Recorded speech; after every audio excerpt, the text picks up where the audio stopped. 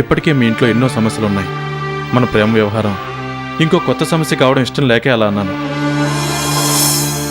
అసలు నువ్వు లేని జీవితం నేను ఊహించుకోలేను కవి. థ్యాంక్స్ చెప్పాల్సింది నాకు కాదు, అవినాష్ గారికి చెప్పండి. ఆయన మీకు ఈ కాంట్రాక్ట్ ఇమ్మని చాలా రిక్వెస్ట్ చేశారు. ఈ రోజుల్లో కావలసిన వాళ్ళే ఏ సహాయం చేయటం లేదు. అలాంటిది అవినాష్ మనకింతగా సహాయం చేస్తున్నాడంటే అతను నిజంగానే దేవుడితో సమానం. ఆ రాజేంద్రకి సహాయం చేసి నాకు శత్రువు అవుతున్నావు. నీ నాశనం నువ్వు కోరి తెచ్చుకుంటున్నావు. హర్నాథ్, నీ బెదిరింపులకి ఇక్కడ భయపడే వాళ్ళు ఎవరూ లేరు. సర్వం కోల్పోయి దిక్కుతోచని స్థితిలో ఉన్న నాకు నా చిట్టి తల్లి భార్గవి పెట్టుబడిగా తన ఆస్తిని నాకిచ్చి నాకు పునర్జన్మనిచ్చింది. మీరు అవకాశాలిచ్చి ఆ జన్మకి జీవం పోశారు. మీ ఇద్దరి రుణం ఈ జన్మలో తీర్చుకోలేను. ప్రాజెక్టు శంకుస్థాపన మీ భార్యాభర్తల చేతుల మీదుగా జరిపించాలనేది మా కోరిక. మీరు తప్పకుండా రావాలి. క్షమించండి రాజేంద్ర గారు, నా భార్య లేదు. తను అమెరికాలో ఉంటోంది. నేను పాప ఇక్కడే ఉంటున్నాను. వీలు చూసుకొని తప్పకుండా నేనే వస్తాను. వెళ్ళొస్తాం. నమస్తే. వస్తాం బాబు. అలాగే.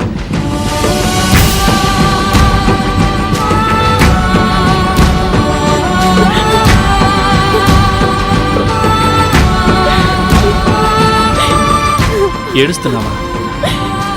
వాళ్ళ మనస్సులో అంత గొప్ప స్థానం సంపాదించినందుకు సంతోషించాలి కానీ బాధపడటం ఎందుకు భార్గవి?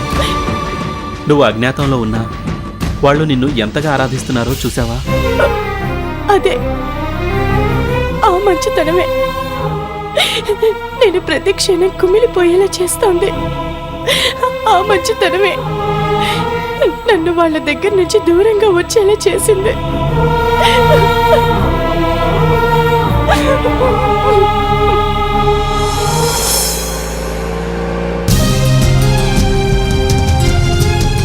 మీకు హరనాథ్తో శత్రుత్వం ఉందని విన్నాను. వీలైనంత తొందరగా ఆ శత్రుత్వం తొలగిపోయే ప్రయత్నం చేయండి. మంచి వాళ్ళతో స్నేహం లేకపోయినా పర్వాలేదు, కానీ చెడ్డవాళ్లతో శత్రుత్వం మాత్రం మంచిది కాదు.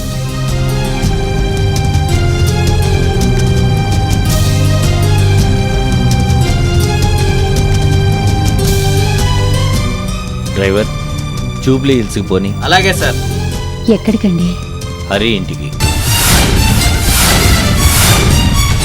అవినాష్ చిన్నవాడైనా చాలా గొప్ప మాట చెప్పాడు పోవన.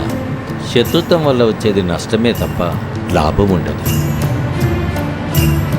రోజు రోజుకి మా మధ్య పెరుగుతున్న దూరం వల్ల పగ ప్రతీకారాలు ఎక్కువైపోతున్నాయి. ఏదో ఒకరోజు పుల్ స్టాప్ పెట్టకపోతే మా ఇద్దరికీ మంచిది కాదు. వాడు దుర్మార్గుడండి. ఈ సంధి ప్రయత్నాలు ఒప్పుకోడు. బోనా, యుద్ధం అనివార్యమని తెలిసి కూడా భగవంతుడు శ్రీకృష్ణుడే సంధికి ప్రయత్నించాడు. మనమెంత మానవ మాత్రులం. మానవ ప్రయత్నం చేయకుండా ఫలితాన్ని అంచనా వేయకూడదు. పరిస్థితులు అనుకూలిస్తే మన మధ్య ఉన్న విభేదాలు తొలగిపోతాయి.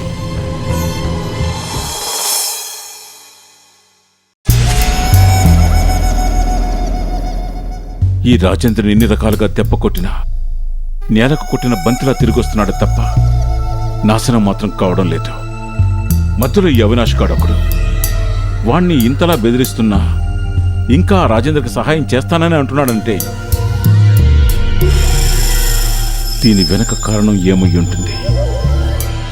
కారణం ఏదైనా కానీ రాజేంద్రకు సహాయం చేసినందుకు వాడికి ఒక దెబ్బ పడాల్సిందే.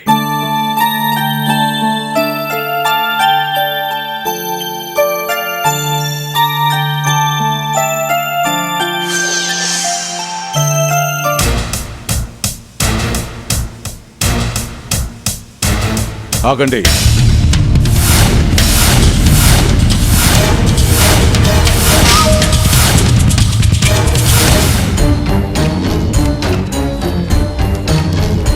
ఎందుకు వచ్చారు నా ఇంటికి?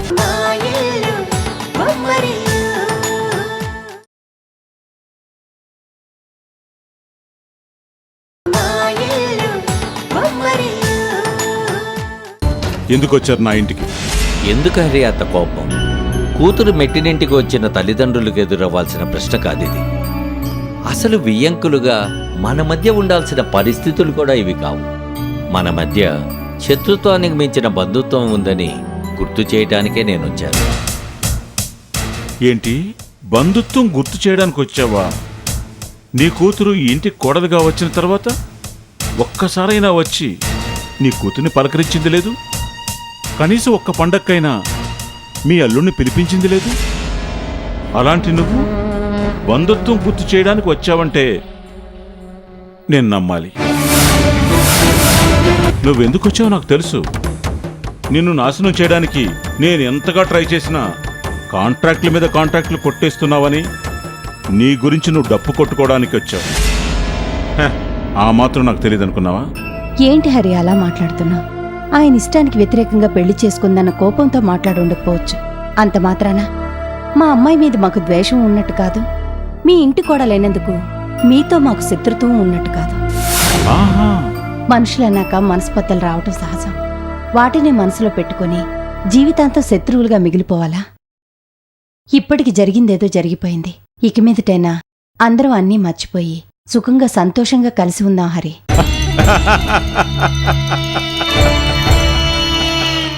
ఏంటి కాళ్ళబేరానికి వచ్చేస్తున్నారు? లేకపోతే కలుసునట్టే నటించి కాళ్ళు పట్టి లాగేద్దామనుకుంటున్నారా?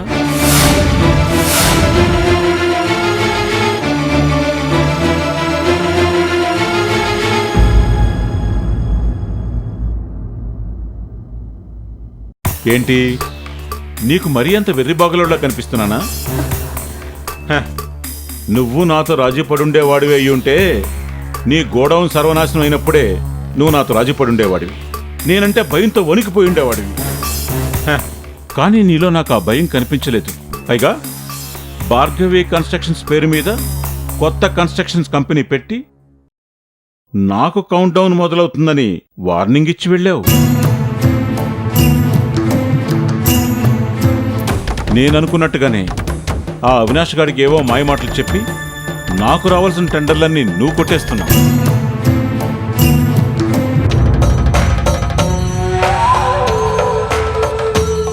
ఇదంతా రాజీ పడ్డం అంటారా?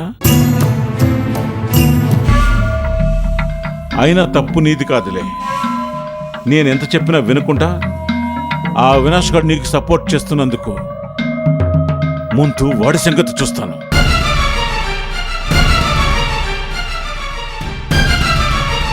ఎందుకు హరి, ఎందుకింత ఆవేశం? మధ్యలో ఆయనేం చేశాడు?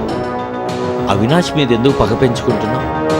అయినా నువ్వెందుకు ఇలా ప్రవర్తిస్తున్నావో నాకేమీ అర్థం కావట్లేదు. హరి, నేను టెండర్లు సంపాదిస్తున్నది నా బ్రతుకు తెరువు కోసమే కానీ నీ మీద శత్రుత్వంతో కాదు. అసలు నేను నా శత్రువుగా అనుకోనుంటే నువ్వు నా గోడౌన్ తగలబెట్టిన రోజే నిన్ను ఏదో ఒకటి చేయటానికి ప్రయత్నించుండేవాడిని. కానీ నేనలా చేయలేదే. ఏదో నా కర్మ కొద్దీ జరిగిందని ఊరుకున్నాను. పగ వల్ల మనశ్శాంతిని కోల్పోవటమే తప్ప ఏమీ సాధించలేవు. మనసులో పగ అనేది ఇంట్లో పాముతో సమానం. నీకంటే పెద్దవాణ్ణి, అనుభవం ఉన్నవాణ్ణి. ఎందుకు చెప్తున్నానో అర్థం చేసుకో. మన మధ్య ఈ పగలు శత్రుత్వాలు మరిచి మంచిగా కలిసుందాం. ఇది నా రిక్వెస్ట్. దయచేసి నీ మనసు మార్చుకో హరి. చూడు హరి, మనుషుల విలువ ప్రేమ విలువ తెలియనప్పుడు జీవితం అంతా పగాద్వేషమే అనిపిస్తుంది. నీ భార్య ఎలాగూ నీకు దూరమైంది. తమ్ముడు చెల్లితో కూడా నీ అనుబంధం అంతంత మాత్రమే. అందుకే నీకు ప్రేమ ఆప్యాయతల విలువ తెలియటం లేదు.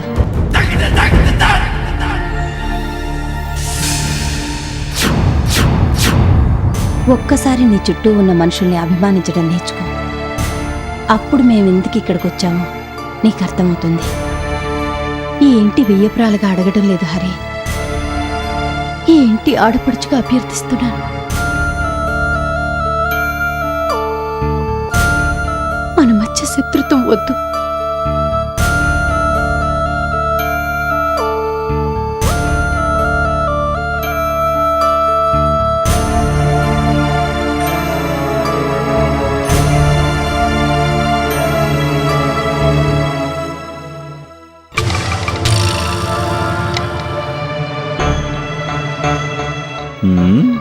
ఉన్నట్టుండి ఈ మొగుడు పెళ్లాల్లో ఇంత మార్పు ఏంటబ్బా? కారణం ఏమై ఉంటుంది? కారణం ఏదైనా సరే ఈ జీవితంలో మనకు నచ్చిన ఒకే ఒక్క మాట, రాజేంద్రతో స్నేహం చేయదు, వాడు నాశనం అయిపోవాలి.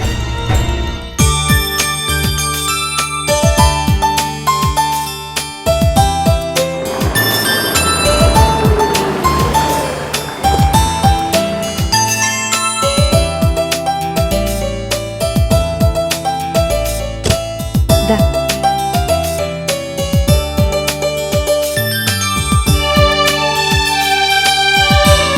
Bye mummy.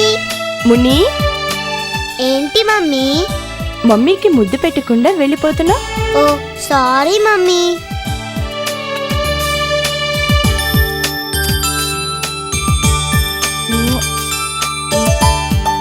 Bye mummy. Bye.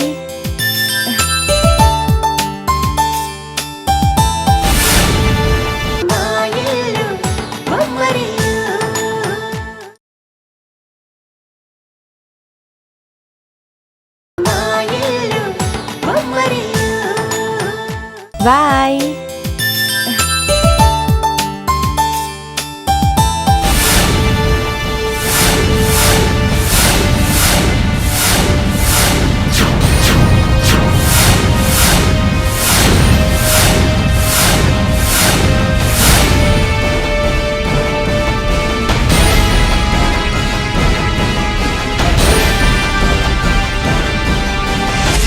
ఏ పిచ్చి పిచ్చిగా ఉందా? ఏం కావాలి మీకు? నాకు సమాధానం కావాలి. నేను అడిగిన ప్రశ్నకు సమాధానం కావాలి. ఎందుకు అవినాష్తో ఉంటున్నావు? వాడి దగ్గర ఉన్నదేంటి, నా దగ్గర లేనిదేంటి? మీకు నిజంగా పిచ్చి పట్టింది. రోజు రోజుకి ఉన్మాదిలా తయారవుతున్నారు. అయినా ఎన్నిసార్లు చెప్పాలి మీకు? నేనెవరితో ఉంటే మీకెందుకు, ఎలా తిరిగితే మీకెందుకు? నేను ఇంతలా చీ కొడుతున్నా నా వెంట పడటానికి మీకు సిగ్గుగా లేదు?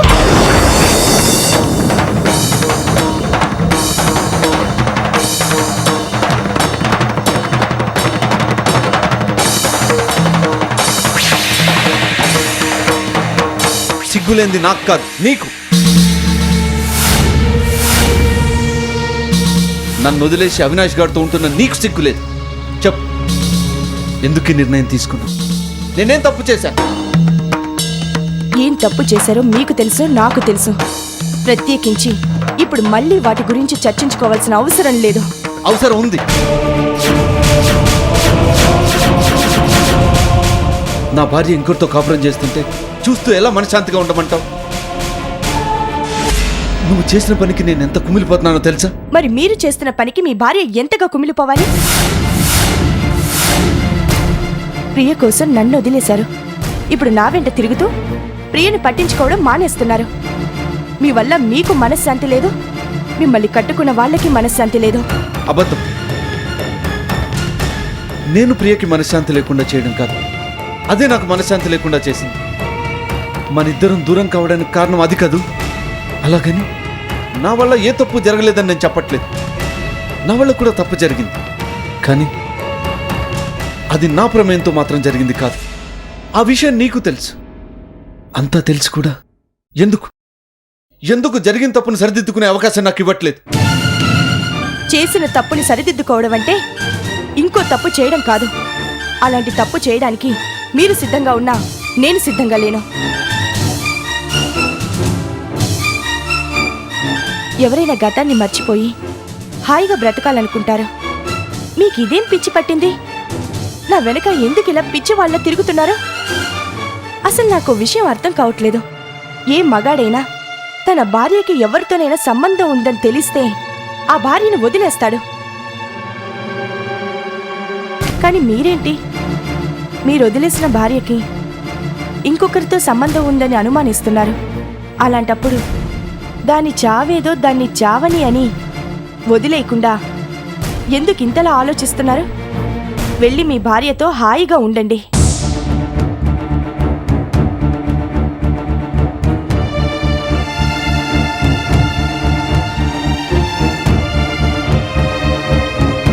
భార్గవి, భార్గవి,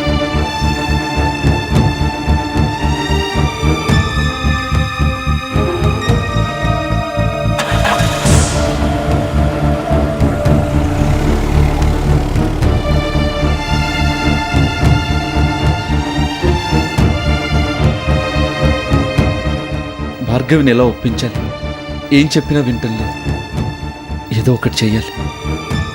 ఏం చెయ్యాలి?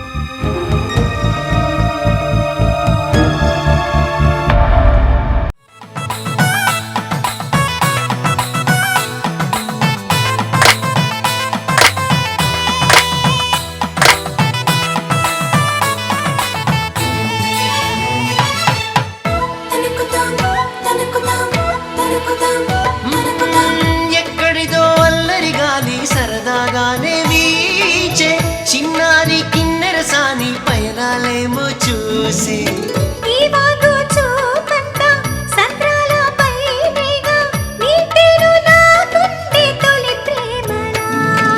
మా ఇల్లు ఉమ్మడి